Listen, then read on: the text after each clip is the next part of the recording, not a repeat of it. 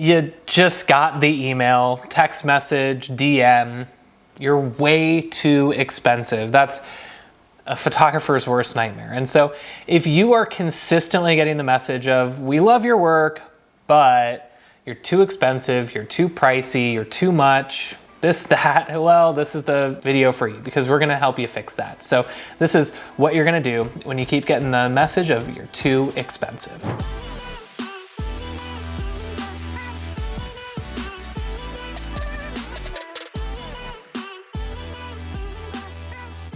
Hey photography friends, Sean Brown here. Really excited to bring you this video on what to do if you're too expensive for your clients. If you're new to the channel, I'm Sean Brown. I'm a high school senior portrait photographer, and after growing my business to 6 figures per year over the last decade, I now help you do that a lot quicker and build a photography business that books you more clients, makes you more money, and at the end of the day, gives you more time, freedom, and flexibility to do what it is that you truly want to do.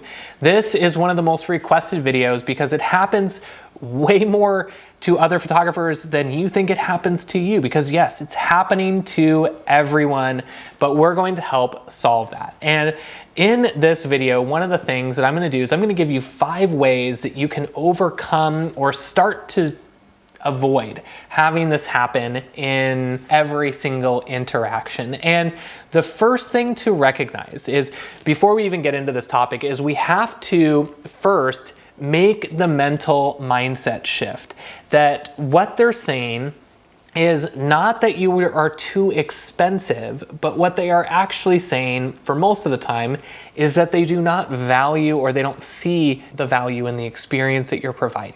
And this is a very, very important concept to grasp, because the more that we see it as we're too expensive, the more that it's tough to actually fix the core underlying problem. So if you're new and you're wondering like, well, how is it that we even create value in all those things? Well, we've put together a starter kit for you. It's free, my gift to you for tuning into the channel. All you got to do is grab those in the description below, and we'll make sure that we get that sent straight to your inbox. So the first thing that we're going to do is, if you have been hearing that you are too expensive, we're going to make this change of understanding what our clients are saying. Because what happens is we find that our clients that say you're too expensive or you're too much, whatever it is, they fall into 3 different camps. There is camp 1, which is they genuinely can't afford you. And this is okay. This is just the client who, no matter what you do, maybe they see the value in what it is, but they literally are just like, hey, we can't afford your prices. And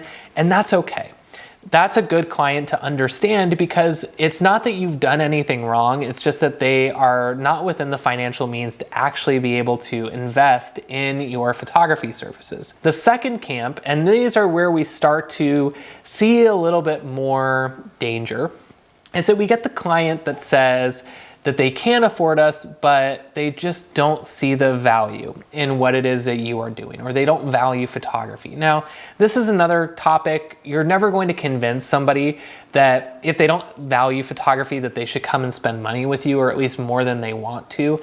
This is something that's really hard to grasp, and it's just kind of one of those things where we just kind of have to let this client go, because you're gonna drive yourself crazy if you try to convince somebody to do that. It's kind of like if I were to try to convince you that the #1 way to grow your senior photography business is to, I don't know, skydive, and you're adverse to skydiving, well, it's going to be really hard for you to be like, oh yeah, I want to go skydive. But if I told that to somebody who loves skydiving, they're going to say, yeah, which cliff should we jump off of? And we're going to go jump out of a plane or something like that. That's different, right? Now, I don't know if that's a good analogy for you, but hopefully it shows and demonstrates the point that you're not going to actually bring somebody to value something that they inherently don't, or they don't value within themselves of wanting to go out and spend money. It's the same thing if you don't value driving luxury cars, you're not gonna go spend money with Lexus or Mercedes or BMW or anything like that. You're gonna go find an alternative that works better for you. And the same goes even for the clients who could afford you that choose another option. And then the third one, and this is really where we are going to kind of draw the line of like, hey, we need to really focus on this client. And that is the client who gets all your information and then compares you to different options. And this is really where we want to start building the case of saying, why is it that you should come to us? That we're doing that's different. Why is it that you should come to us? Why is it that we're better in this way, this way, this way? And that is going to be conveyed in the form of value. So the first thing is we have to understand, where are most of our inquiries falling? What camp is it that they're going to fall in? And this kind of goes hand in hand with number 2, which is evaluating the lead quality. The quality of your leads that you're bringing in, whether it's from Google, word of mouth, Facebook search, Instagram, TikTok, the Pinterest, wherever it may be, you need to evaluate, where is it that people are coming from, and most importantly, who is it that you are attracting? So if you are consistently getting people that are saying, we love your work, but we can't afford you, genuinely, or if you're attracting people who don't really value what it is that you're doing and want to pay cheaper prices, or you're getting comparison shoppers and maybe it's a mix of all of the above, well, we need to understand, why is that happening? And if this is happening consistently for you, then chances are what's happening is the message that we're putting out into the world, the type of content that we're posting is attracting those types of individuals, rather than attracting individuals to say, yeah, we know that you're expensive, or we know that you're charging a premium, and we still want to book with you. We want to start attracting those types of clients. So the third thing is that once we've figured out what kind of camp our potential clients are in, or our inquiries fall under, we want to also evaluate where they're coming from, or who we're attracting. Then the third one is we need to begin building value before they actually come into our world. A great example of this is that we want to get those clients that I mentioned where they say, we know you're expensive and we're still going to pay your prices. Because when we can start doing this, when we can start attracting the clients that see the value in what it is that we're doing, that we're creating the value for them, and they're saying, we understand why you're priced that way, the more easily it becomes to actually convert them into bookings, because they're coming from a place that says, we understand what it is that you do, we know we want to be a part of this, and we're willing to pay the prices. I kind of liken this to prevention rather than reaction. So it's kind of like going to the doctor, and rather than before you get, I don't know, let's just use an example of like heart disease.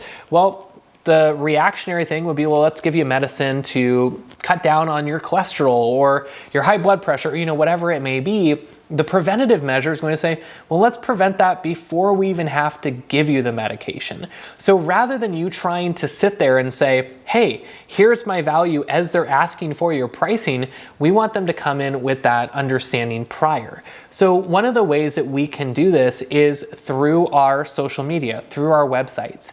The best way of doing this is through social proof. So this is going to be in the form of client testimonials, having a section of your website that's saying, here's why our clients love working with us, here was what they expected it to be like, here's what it actually is. We can also do this in the form of posting testimonials, like video testimonials that our clients send us after the shoot to our social media, or having it on our website, those types of things.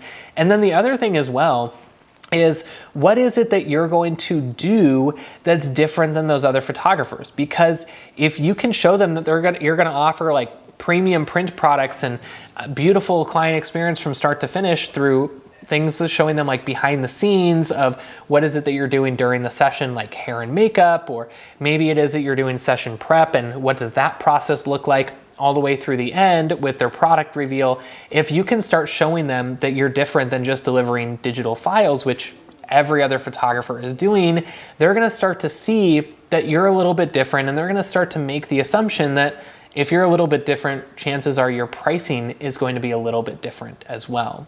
The fourth thing that I want to make sure that you do is you also work to overcome the objection. And the reason why I say work to overcome the objection of you're too expensive is maybe there's a misconception of what it requires to work with you from the get-go.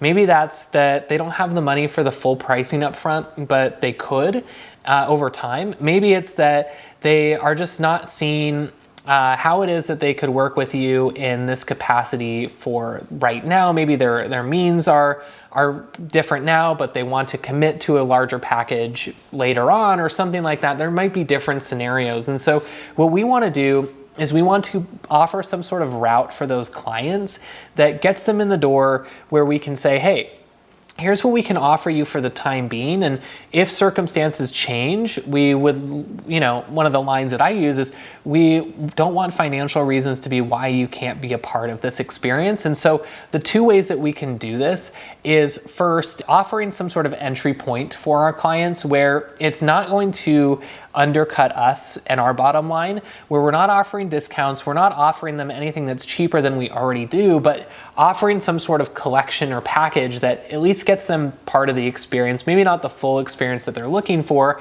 but they can get a taste of it. So something like a smaller session option, or maybe you're offering a lower collection that might not include the digital files, but they can still have those print-based products. One of the things that I remember years ago is we had a client who they spent a good chunk. It was my average sale. And one of the things that they had is a cousin who wanted to work with me, couldn't afford the whole experience. In fact, they were paying for it themselves, but by offering that lower entry price, they were able to get a taste of it. They were able to act as a marketing advocate for me, a brand ambassador, so to speak, where they're advocating for my services, even though they didn't get the full experience. And we were still able to provide a wonderful client experience for them, even if it wasn't, making as much as I did do for other clients. We were still able to offer it in a way that we weren't losing money on the shoot. And this other way that we do is we offer payment plans for every single client. Now, there are ways of doing this. There are right ways and wrong ways. I would always look into doing some sort of like buy now, pay later. If you are going to offer this in your business, something like an Afterpay. Square partners with Afterpay. That's what we personally use. Something like a Klarna or a PayPal buy later, whatever they call it now. And you can offer some sort of those programs like that so that it allows clients to break up the payments into something that's a little bit more feasible financially over time. Now, the one thing I'll say is we never want to force clients into something that they can't actually afford. So if it's truly like a matter of like, hey, we can't afford this, we don't want them to go into debt because of our portrait experience. This is just something that we want to offer as making it a little bit easier for clients who can afford to work with us and making it a little bit easier financially for them. And then the last thing that I want you doing is defending your pricing. And this sounds really counterintuitive, but a lot of photographers that I coach and educate, what they do is they begin to defend their pricing. And one of the things that you're never going to see is if you walk into the Louis Vuitton store, you walk into Apple and you tell them, oh, your iPhone's too expensive. You're never going to see Apple justify their pricing. They're never going to say, well, we use the best screens and we offer the best software and it costs us this much to produce an iPhone, so we got to charge a little bit more for it. You're never going to see Apple do that. You're never going to see Louis Vuitton justify how much one of their handbags or luggage pieces are. What you're going to see is they're going to say, absolutely, we totally understand if that's how you feel, and we're sorry we can't provide that experience for you. They're just going to say, hey, kind of move on from the subject.